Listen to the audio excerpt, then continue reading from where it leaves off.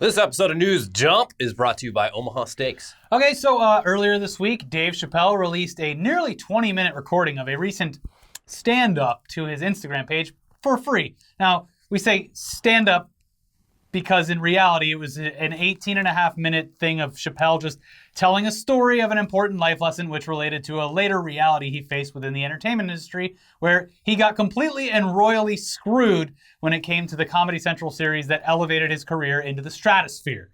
That's The Chappelle Show. Yeah, so it's an extremely raw, visceral, emotional, and anger-inducing watch, and you can and should go watch the entire thing because it's impossible to do his story justice without you just hearing it straight from the man himself.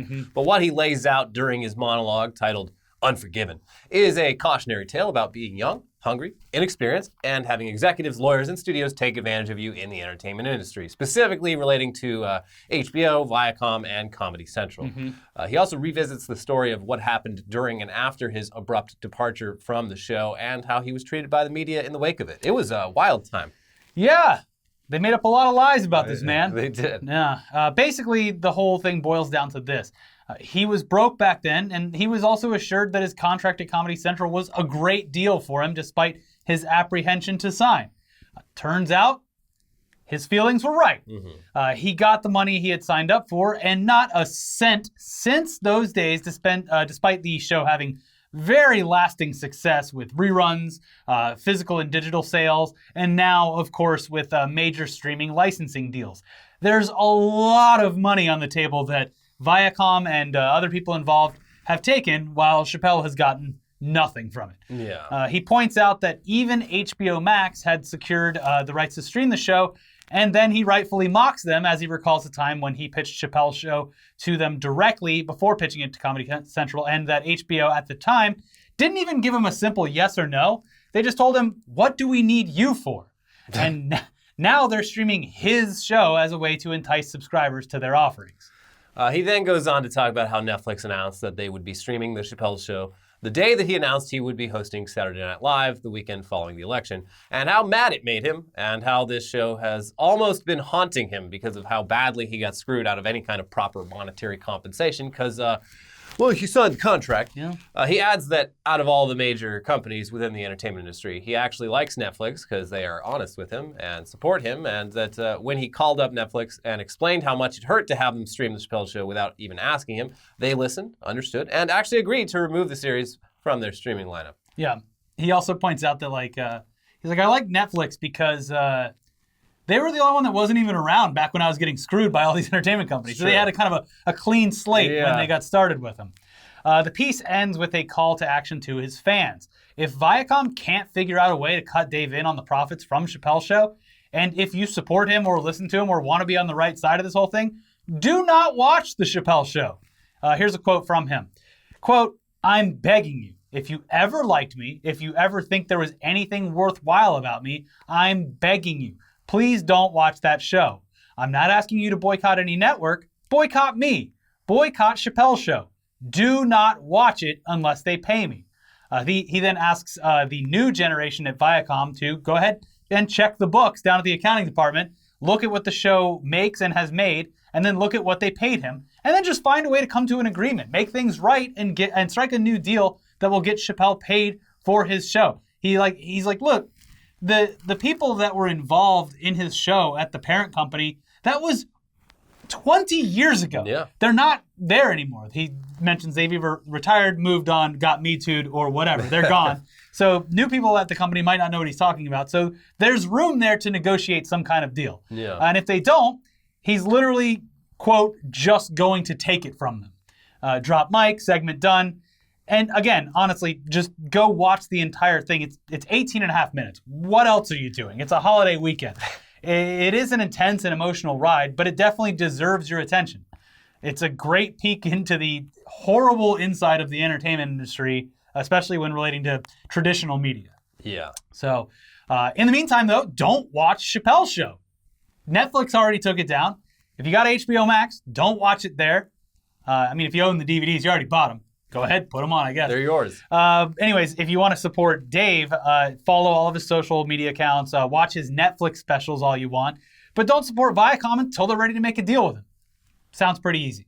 Yeah. Yeah. Anyway, let's shake off the intense entertainment industry bullshit for a second to once again just laugh at Donald J. Trump. He's pathetic, isn't he, folks? The past few weeks have provided us with some pretty unexpectedly hilarious scenarios in the form of optics. Mm-hmm. And you had the whole Four Seasons Total Landscaping press conference, Giuliani's head leaking oil or whatever. Yeah, balsamic vinegar. Yeah, it was delicious. You get a little bread and then just slide it right. You get the oil and the vinegar. It's great. It's actually delicious. Then there was a top Trump lawyer just getting ghosted for being too conspiratorial, even for Trump.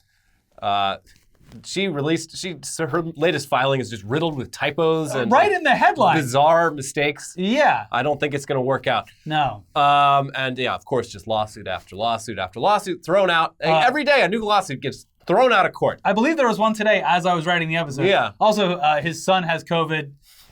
There's a lot going on. All of it hilarious. And now you can add Trump's Tiny Desk concert series to the list of unintentional embarrassments that he's experienced on his way out of the White House. Yeah, he didn't even have to go down to the NPR studios for this Tiny Desk concert series. He just had to stay right there in the White House. They had a whole room set up for him. And by the way, beautiful room. Looks like a movie set. Yeah. But just all the photos from this are hilarious. It's like they put him at the kids' table. Yes, exactly. So on Thanksgiving Day, Trump delivered an address from the White House while sitting behind a tiny little desk.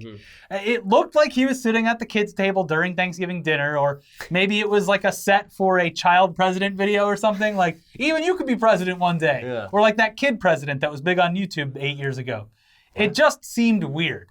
But what made it even worse was the fact that he was essentially throwing a temper tantrum live for the whole world while sitting at this little itty-bitty tiny little desk. Baby desk. Fisher-Price president desk. Yeah, exactly. He looked like a fucking baby who had just filled his diaper and was just the whole time. And he may have filled his diaper. We don't know. We don't know if he wears diapers or not, but there's, there a lot of people are saying that he might fill his diaper every once in a while. Yeah. He also, during this press conference, repeated, of course, the false claims of voter fraud and election fraud, all of which are so far unproven and being thrown out of court. He snapped at journalists, one in particular, who dared to ask him if he would finally concede the election based on, I don't know, fucking everything, and the fact that the Electoral College is going to give it to Joe Biden, clearly. Yeah. So he just asked that question, which is what a reporter or a journalist would do. Very nasty. And yeah, Trump replied, while sitting at this tiny little desk, "Don't talk to me that way. You're just a lightweight. Don't talk to me that. I'm the president of the United States. Don't ever talk to the president that way." Wow. It's what a baby. Pathetic. And while it's obviously not all that important to laugh at petty little things involving the president like this, he is constantly obsessed with being viewed as a big, tough guy, and optics are very important to him. And having people mock him for his little baby desk is absolutely hurting his feelings. He immediately was like, all right, we did Section 230, done. Yeah. Everyone's making fun of me for my little fucking desk. Get rid of social media. Yeah. I'm so angry, I feel like assassinating an Iranian nuclear scientist. Oh, yeah. Oops, that might have happened. I think that was Israel, though. Yeah. Or, well, I mean, Mike Pompeo has literally named that scientist in public. So maybe it was a coordinated event. We don't know. We're here to talk about entertainment news right now. So look, anyways, back to Trump. Fuck him and his stupid child-sized desk. Yeah. We'll get over it. Anyway, who's hungry? Thanksgiving might be over, but that's no reason to slow down the feasting. You need to get that base level so you stay warm. Yeah. And today's sponsor is here to help. Say hello to Omaha Steaks. Yeah, that's literally what I was feasting on for my Thanksgiving meal. Their meats, sides, and desserts. They saved my holiday because it crept up on me. I didn't even see it coming, and then boom. Luckily, I had some jumbo franks, steaks, potatoes, caramel apple tartlets ready to go for just such an emergency. I do love those tartlets. They are, I think, my favorite part. Yeah, they're a damn good dessert. So if this 2020 holiday season feels like it's been a long time coming, make it worth the wait. Send the perfect gift, send yourself something special, and bring families together for a delicious Omaha Steak holiday feast. The Deluxe Griller's assortment includes a vast variety of entrees, sides, and desserts. Right now, you can get this mouth-watering package plus 4 free burgers and a free digital meat thermometer at an exclusive price available only to our viewers. It's a fucking mouth-watering package. You gotta love it. Yep. Go to omahasteaks.com and enter the code NEWSDUMP into the search bar. Yeah, mouth-watering package for your family. I love the digital meat thermometer. They sent me one, and it's like one of those things where you're like, yeah, I've always kind of wanted one of these. It's got a magnet on it. Yeah. Attached it was right there on the butcher block. Anyways, Omaha Steaks isn't just steak. It's a guaranteed fantastic gift and a safe way to share the joy this holiday season.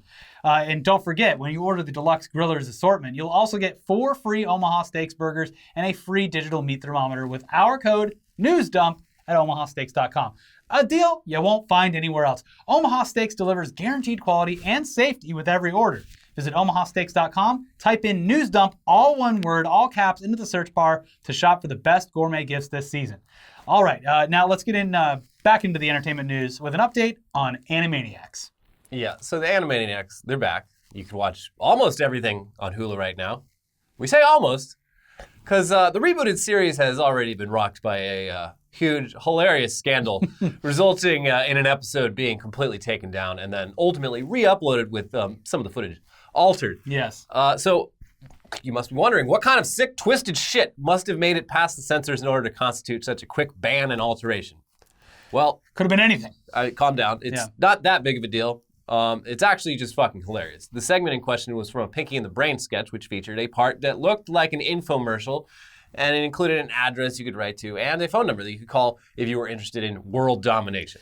And like with most fake telephone numbers that you see in any number of movies or TV shows, this one was listed as 555, and then you get whatever number is behind it. In this case, it was 9999.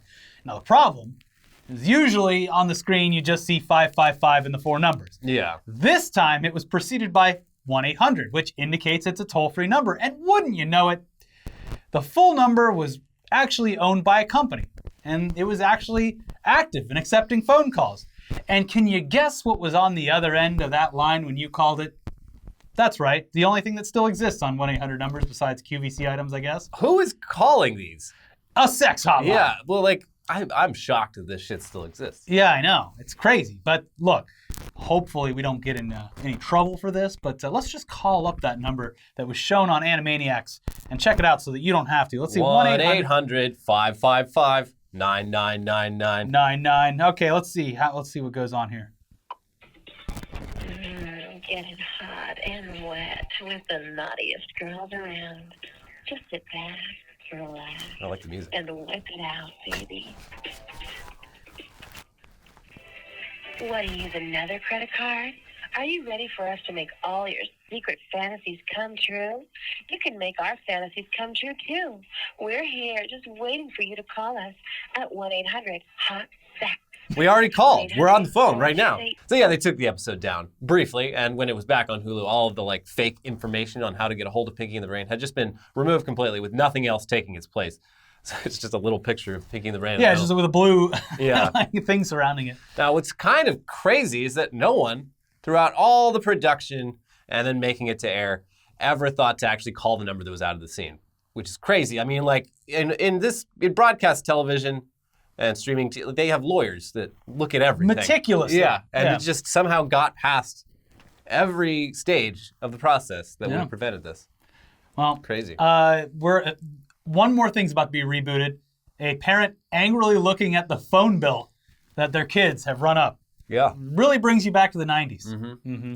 Let's move on, though. It's been less than a month since Jeopardy host Alex Trebek tragically died as a result of his battle with pancreatic cancer. But the show goes on. All the episodes that he filmed, they're still currently being released all the way through the new year. That includes a taped message to everyone that was recorded specifically for release on Thanksgiving. Now, one question that's been floating around, though, is who will replace Trebek on the show? He was, and for a very long time, probably forever, be the face of Jeopardy, but the show is going to need a new host to take over the reins. Now, ever since the question was first posed, the answer seems obvious. Who is Ken Jennings? Yeah, so Jennings is arguably the most famous Jeopardy winner of all time. He's a record holder and recent winner in the Jeopardy Tournament of Champions.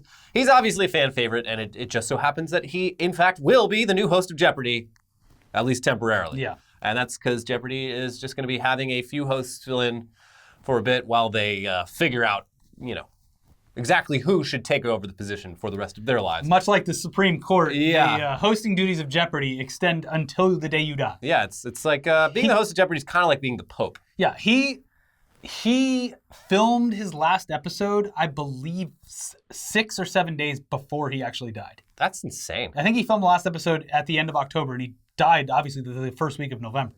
Wow. It's crazy. So look out, whoever Yeah. whoever fills his It's shoes. a long ride. It's the rest of your life. So the other guest hosts have yet to be named other than Ken Jennings, but the press release indicates that more information will be released in the coming weeks. For now, though, looks like Ken Jennings will be hosting the show starting in mid-January, with Trebek's final episode airing January 4th and Jennings' first episode airing January 11th. Yeah, and I think it's perfect. He is literally the most famous person attached to Jeopardy outside of Alex Trebek. Yeah. So, I don't know. Seems like a match. Lastly, today, there's a new trailer everyone's very excited about. It's called Clifford the Big Red Dog. 90s kids rejoice. You're getting a live-action Clifford, and it looks like shit. Yeah, it's literally just a red dog.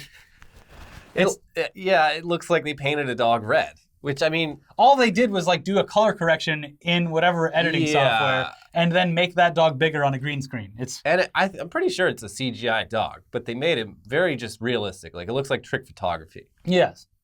I'm assuming it's going to be a mix. I don't know. Because it seems like the full CGI would be way too much for this budget. Yeah, everyone hates it. I don't like it because he's like red, but it's like what they do to like superhero colors in a lot of movies now, where it's like, well, we can't make it super saturated because that would look ridiculous. So let's tone it down. So it's not a very saturated red. Yeah. So it's Clifford. Just make him look ridiculous. He doesn't even have to look like a real dog. Why are you going for realism with this? He's a dog that's like the size of a house. It's a movie. It's a book, whatever, for children. It's going to be a movie for children. You don't have to make him look real. Yeah. Make it look like the Croods or Minions or like. It doesn't matter. Have some fun with it. Yeah. It doesn't have to be great.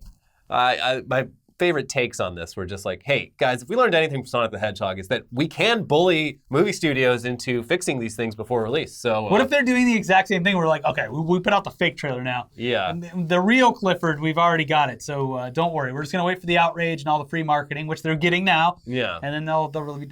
Actually, I don't think that this is the case this time. It's just going to be a terrible anthropomorphic dog thing for kids. Clifford doesn't talk in the books, right? I don't believe so. So it's completely pointless. Yeah. But he looks real. Looks so like there you shit. go. Anyways, that's it. It's kind of a short one this week because of, Thanksgiving and all that. Coronavirus. Sorry, guys. Yeah, sorry. Coronavirus took all the news away. Yeah.